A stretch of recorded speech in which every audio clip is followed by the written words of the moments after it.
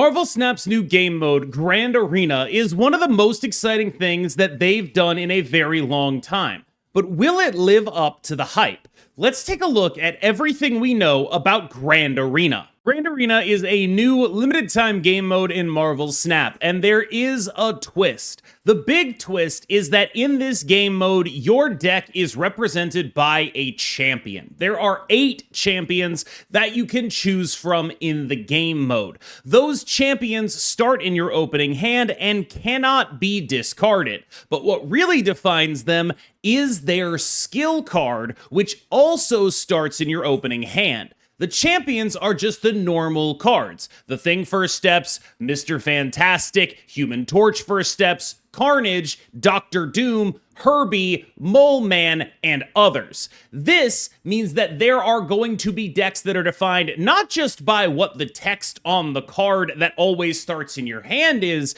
but more specifically by the unique twist of the skill that always starts in your hand. So those skills are going to be incredibly informative for what the deck building in this game mode is going to look like. On my right or left, depending, because I don't actually know what direction I look like I'm facing when I'm making these videos, you may see the Thing First Steps' skill. This is a very interesting way to try to approach building a deck in Marvel Snap, because you see this skill, it always starts in hand, it costs 6. There's one other wrinkle to this game mode that we need to talk about, and that is the fact that you start with 2 energy and gain a normal amount of energy every turn, and there are no snaps in this game mode. So with all of that said, I think you can start to understand how deck building constraints might look a little bit different with guaranteed cards in your opening hand and extra energy. I also wanted to briefly cover the skills and decks that you might see when playing this game mode. This is, of course, the skill that goes with the Thing First Steps. The Thing First Steps himself being a 5/6 that gains +2 at the end of every turn, and once per game blows something up with less power than him.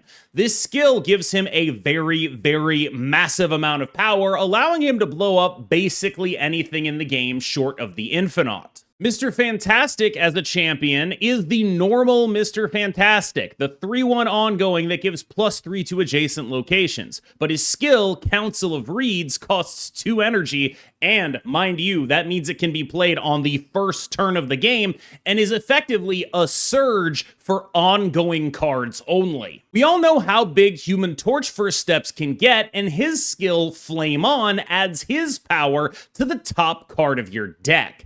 This is going to be, for me, a potential sleeper hit. Although there is some tension between wanting to get Human Torch to his maximum power early and the fact that typically it is best to wait till the end of the game to trigger his doubling effect. I like that this deck puts that tension into stark focus, forcing you to, if you want the double effect to go on to the next card, to actually double him up early. I think that's quite interesting as a deck building choice, and I think Human Torch First Steps and this spell specifically are quite compelling to me. The Invisible Woman champion in this game mode is classic Invisible Woman, and her skill, Force Field, effectively makes her the most obnoxious Sarah Tech deck enabler of all time. If you are a fun hater, this might be the deck for you, or at least the champion for you to build around. If you want to play all the cards that blow up everything your opponent is trying to reasonably interact with you, or anything your opponent is trying to do,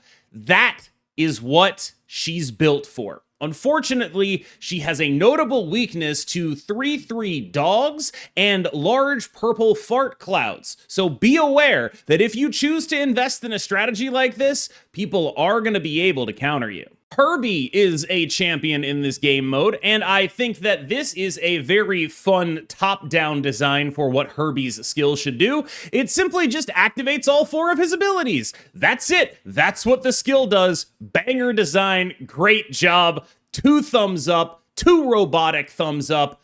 Big fan of how this works. Doom's master plan certainly looks like something evil and sinister, making your 6-cost cards cost 3 less, and oh, by the way, Mobius M. Mobius is banned in this game mode, so those 6-costers are gonna be coming down. Look for this to be used perhaps in lockdown shells. Some of my high elo friends are already pretty excited, maybe that's the right word, maybe it's not, about the idea of using Doom's master plan in a Storm War Machine Legion strategy, and yeah, that sounds patently horrible, so it's exactly what a high elo player would come up with. Maximum Carnage. Now, you might recall I named 7 champions and then said among others. I'm pretty sure this is the guy I forgot, because he's not at all related to the Fantastic Four, although I might have also forgotten Herbie. Who can say? This is the champion that I think everyone is going to be the most familiar with. He's a card that everyone has from basically the beginning of the game, and his skill lets you do his thing again. Notably, of course, Nimrod is banned in this game mode, and I strongly suspect that's because of what this skill says, because if we were able to do Nimrod stuff with a guaranteed destroy starting in hand and then a guaranteed carnage starting in hand, that would get very stupid very quickly. Last up is Moleman's Subterranean Summons, which is a Mr. Fantastic First Steps effect to every card in your hand that was created in your hand. So demons from the hood, anything that would be affected by Victoria Hand is getting a Mr. Fantastic First Steps buff, basically. Quite interesting, quite powerful, quite unique. Now, you might be wondering, are those the only 8 champions? How am I supposed to deck build in this game mode if I don't own Human Torch First Steps? Isn't this another ridiculous pay-to-win wall that Second Dinner has put in front of us? And, you know, maybe, but also they have in fact thought about how to get people into this game mode even if they don't own the cards. What they are going to do is allow players to play pre-constructed decks that give you all the cards in them for the duration of the event. You'll be able to play these decks in the event only. You will not be able to take them onto ladder, as they are built around the champion versions of the cards that come with the spells. Mr. Fantastic's deck, Stretch Goals, is an ongoing deck that seeks to use the power of his skill in order to vomit as many points onto the board as possible. Keep in mind also that starting with 2 energy means that your output before Spectrum is going to be much larger than it would be in a normal game of Marvel Snap. There's a lot of power in this shell. Invisible Woman's deck, Vanishing Act, luckily for everyone, is not actually a tech deck. I think they realized that putting a Sarah tech deck into the base metagame for this kind of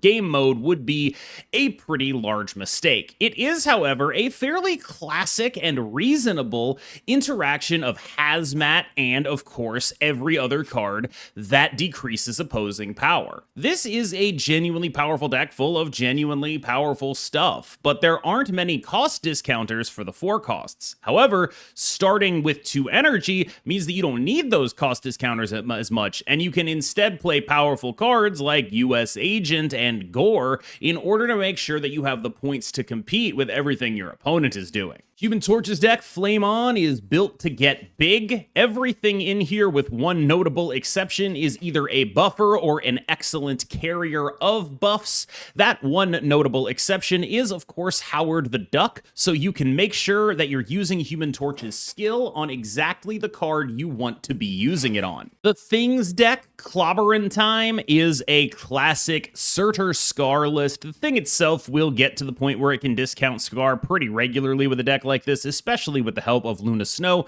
who can obviously be played on turn 2, and his own skill, which is also named Clobberin' Time. Bit of a one-track mind, that thing. Herbie's deck, Programmed to Thrill, is a zoo deck. There's honestly not much to say about this other than it is a zoo deck. And I will say I am personally a little bit disappointed that they included Shang-Chi in here rather than something cool like M'Baku Blink. Dr. Doom's deck, Doom Supreme, is built around playing 6-drops. He obviously starts in your hand as the champion of your deck alongside Doom's master plan. The rest of the deck is built to facilitate as many 6-drops as you can possibly put on the board in order to absolutely dominate with power in a world where all of your 6-drops are cheap and all of their 6-drops are not. Moleman's deck, Subterraneous Strikes, is the closest one of these decks has been to being a legit constructed deck. The only thing that's really holding this deck back from being truly elite is likely the inclusion of Isan, but even he might actually make sense in a game mode with this much extra energy flying around. For my money, this is the baseline good version of any of these Precon decks. There are a lot of powerful things that we haven't been able to account for, but when I look at this Precon, what I see is a deck that is doing strong stuff already that can even get stronger. We have a Victoria hand mid-range deck. We get to Frigga Victoria hand. We get to play Infinity Ultron. We have Energy Cheat on top of Energy Cheat with Agent Coulson and Quinjet. Moleman itself has a couple of big hits in the deck like Isan and Mockingbird. Mockingbird likely Moleman's best friend. And there is just a lot of generally powerful stuff going on here, but it is a bit small ball, and with no tech in the deck, it might just get outpowered by some of the things the other decks are doing in this game mode. Lastly, we have Maximum Carnage, and this deck is going to be really, really good when it draws Deadpool, and likely significantly worse when it doesn't. Having guaranteed destroys, 2 of them in the opening hand, means that Deadpool is basically always going to get to a truly astonishingly stupid number if you get him early enough. This deck also lets you play with Kid Omega. Maybe that's rubbing salt in the wound, I can't really tell. But Deadpool is the absolute nuts in a deck like this. Using your destroys on him is so much better than using them on something like Wolverine or Sabretooth. You can do those in a pinch, but this deck, as much as it says Maximum Carnage on the title, is really about Maximum Deadpool. So those are the pre-constructed decks, and you will be able to play those in the game mode. To the best of my knowledge, there is no special matchmaking, meaning that if you are playing Precons, you are still going to play against people who are going to be building their own decks with the cards. Speaking of building your own decks, the way you can do that is in the Grand Arena menu. You will be able to choose a champion and build a deck with it as long as you actually own that champion's card outside of the game mode. So for most people, there's just a couple that are already going to be guaranteed that are Series 3 and below. Cards like Invisible Woman and Mr. Fantastic and Carnage, you're going to own those already. Nobody's going to own Moleman until they unlock him from the game mode. And of course, we still have a couple of First Steps cards in this game mode as well. So people who bought Human Torch First Steps and The Thing First Steps will be able to make custom decks with them. A fairly reasonable balance, I suspect. Next, let's talk about the cards that are going to be available in the game mode shop. And then we're going to talk about how the game mode reward structure is set up and whether or not this is a problem. So first up is Moleman. Moleman is a 3/3 with an on reveal that burns the top card of your deck and gives you in your hand 2 rocks with power equal to that top card's cost. This is, as far as I can tell, a 3/3 that gives you 2 rocks. The way to think about burning the top card of your deck is basically that it was the card that was on the bottom anyway. That is how math works out. Whatever card you were burning, okay, pretend you weren't going to draw it. It doesn't matter. That's the same odds of it being on the bottom of your deck in the first place. Don't think of that as a cost to doing this. That's just not really how it works. There are certain situations where it could be a cost, like if you're playing against a mill deck, but fundamentally, this is one of the reasons why mill isn't a very viable strategy unless it's sort of tied to something else that's very good in Marvel Snap, i.e. the Death Hood stuff that was really carrying mill all those years. This is a card that is, in theory, a Victoria Hand card, but I think Victoria Hand has so many good things that go with it already that I find it hard to believe that Moleman is going to be one of those things. I am compelled by what he does, especially in the game mode, but a lot of that is because of his skill. And I think in the real world, I don't know if this card is really going to go anywhere. The other card available in the game mode is Mad Thinker. Mad Thinker is a 1/1 that gets +2 power if your hand is full after you draw for the turn. This is the card I think is kind of interesting, but is ultimately held back by its cost. One of the problems with investing into a 1-drop is that if you invest heavily enough into a 1-drop, it is always vulnerable to one of or both either Killmonger or Shadow King. The reason for this is 1-drops aren't able to have really stupid numbers on them at baseline. They mostly have small numbers that get bigger. This makes them vulnerable to Shadow King, which removes all the numbers that they got added to them. In addition, since this is a 1-drop that scales specifically when it's on the board, it just sits there on the board, getting bigger and daring your opponent to interact with it. That's to say nothing of how hard or easy this might be to actually make work. I think it actually, on rate, is a little bit better than something like Nick Scratch, for example, which has seen some amount of play, but I just don't really buy that it's easy for a 1-cost card like this to succeed, and I do think that it's inherently gated in its ability to be part of the metagame by the fact that it costs 1. Okay, let's talk economy, and this is probably the hard part of this video, in large part because there's just significant bits of the economy that we don't know or that they have given contradictory statements about. Here's how I understand the baseline of the economy so far. Basically, everyone who plays the game mode reasonably enough will be able to get one of the 2 cards in the game mode. There is no RNG or portal pulls in getting the cards. You get to pick which card you choose to get. It's literally that simple. In order to get one of the cards, you need to earn 2,000 glory. You earn glory from playing games of the game mode. It's the Grand Arena. You're getting glory. That's what charms are this time. Woo! Anyway, both Mad Thinker and Moleman cost 2,000 of this currency, which means if you want to get both of them, it'll cost 4,000. And Second Dinner have introduced a new method of monetization, yay, into this game mode, which is called, I believe, the Event Pass. It is a battle pass for the game mode, effectively, and it costs gold if you want to get it. I believe 1,200. My understanding of the game mode currently is that if you get this 1,200 gold battle pass, you get everything on the battle pass if you fill it out, and if you play about 160 games total over the course of the game mode, which is variable depending upon win rate because you get stuff for winning and you don't get stuff for losing, so you have to, or you get less stuff for losing, so it's sort of dependent, right? Like, you can play 160 games without winning any of them, and you will get both cards if you buy the pass. If you don't buy the pass, I think you are kind of pushing it in terms of needing a very high win rate. The math I have seen is as follows. For a win, you get 10 glory and 10 XP on the pass, plus your arena ticket back. Yes, this is a ticketed game mode. Over the course of the game mode, you should get 131 tickets for free. That is enough, as I understand it, to earn both cards on the if you buy the 1,200 gold battle pass. See, this is where things get really confusing. So, as a free-to-play player, my understanding is if you use all your tickets and you have a 50%-ish win rate, you should be able to get one of the cards. I am not 100% positive, but that is my understanding, because you will have 131 tickets, you will be able to convert them at a rate of 7.5 per ticket, but you also get more tickets back from doing so, which means that assuming a 50% win rate, you should end up pretty close to where you need to be. At baseline, using only the 131 tickets you get, assuming a 50% win rate, you'll end up at about 1,500 glory without counting the battle pass. Here's where the battle pass really starts to muck up the math. There is a free tier to the battle pass and a paid tier to the battle pass, and both of them have rewards that add to things. So let's take a look at that.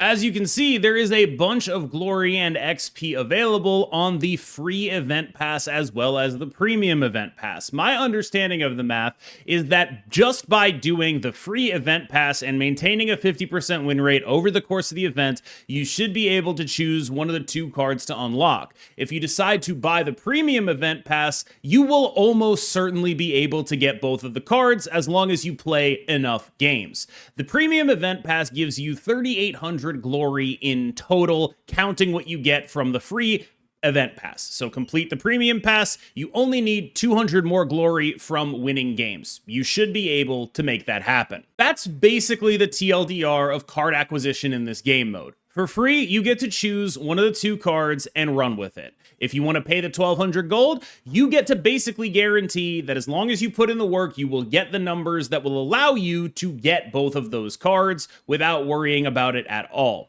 However, there are other things that can be acquired from this game mode, various cosmetics, emotes, and things of that nature that I'm not really touching in this analysis because fundamentally, I focus on the cards and what the cards do. If you see more value in these propositions and you want to go out of your way to go acquire cosmetics, more power to you, but to me, the value of those things is effectively zero when it comes to analyzing this. And that is largely what I wanted to get out there. From what I can tell, everyone should get a card from this game mode if they are willing to engage with it. If they're willing to play it and get that 2,000 glory and go up on the free battle pass and use all their tickets, it seems like it will be a fairly reasonable ask to go and get one of these two new cards. In other words, this is not a Kit Omega, or maybe it's like a Kit Omega that's been split in half almost. I'm interested to see how this reward track goes down, because I think there are a couple of things that they did right here and a couple of things that they did wrong. Number one thing they did right, I think that what they did was not put one card that you had to grind out, but instead there are two cards, and you can pick whichever one of them you want if you're a free-to-play player. That makes sense to me as far as the math that I've done. I do worry, like, honestly, whenever I say something like that, after Kit Omega, I kind of worry that I'm going to get rug pulled, and there's, like, something else that's going to happen that's going to make that not true. But to the best of my knowledge, at this moment, it should be fairly easy, or at least fairly reasonable, for a free-to-play player to engage in this game mode and come away with a choice of one of the two cards. I do think it's going to be asking a lot for a free-to-play player to end up with both of the cards. I think that the large thing that's going to be gating those free-to-play players is the ability to play enough. Now, keep in mind that you can rebuy stuff, you can rebuy entries. Tickets are 10 gold to re-enter the arena. It's pretty cheap, but again, I don't want to sort of fluff it up and act like that's free-to-play. It's, you know, freemium, I guess. And I'm not really sure how to like parse that in my analysis here, but largely my understanding is if you get the pass for 1,200 and you play the game mode a bunch, you'll get both cards, which is, relatively speaking, probably a good deal. 1,200 for the cards and all the other free stuff you get on the pass. Yeah, okay, play the game mode a little bit, go nuts. It'll probably work out. However, and this is like pretty crucial to note, this comes in the wake of Kit Omega, and I think it's hard to judge this not in that context. I think it is very clear that the Marvel Snap community has not particularly enjoyed the fundamentals of this style of monetization. And while it is clear to me that this is a better implementation of that fundamental thing, which is we're going to do game modes that you like, they're going to be cards that are going to cost you money if you don't want to play the game mode. That kind of thing might just be so verboten that this whole game mode gets dragged underwater by it. There is one other thing that really sticks out to me about this game mode, and it is that this is a game mode that in theory should be casual, but by forcing it to be competitive, I worry that they have undermined their own game mode. I do know that they have mentioned that there is going to be a chance for them to OTA this game mode. So if things go bad in the game mode, they'll be able to like ban problem cards about halfway through it. So hopefully that will prevent things from getting too ridiculous too fast. But I do think that it is perhaps a bad idea to take a casual format of Magic the Gathering, Commander, which this very clearly seems to be not based on, because it's not like it's the only thing where like your champion is like, where like the thing your deck is about is like the face of the deck or whatever.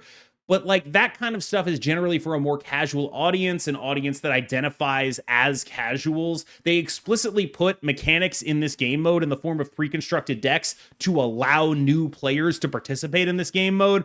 And then they also said, if you want both cards, you have to be like a super ruthless tryhard. You're going to have a really high win rate because the only way you're going to get both cards if you're a free-to-play player is by basically never losing and constantly re-entering the arena because you get your ticket back when you win.